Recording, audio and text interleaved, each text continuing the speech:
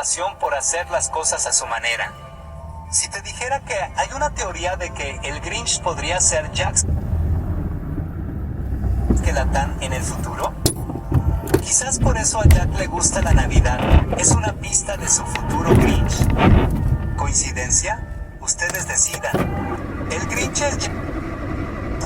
¿Y ya sabes qué le vas a pedir de regalo a Santa Claus? Tengo 5 años. Esas son tonterías. Muy cuidado, o el Grinch vendrá por ti. ¿Acaso no has visto las noticias viral en internet? ¿De qué hablas? Se han estado viralizando casos de chicos asesinados, supuestamente.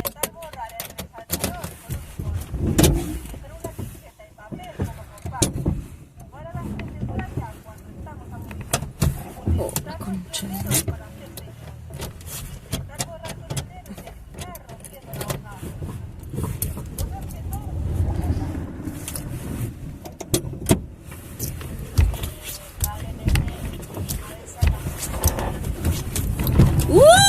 Se fue por atrás.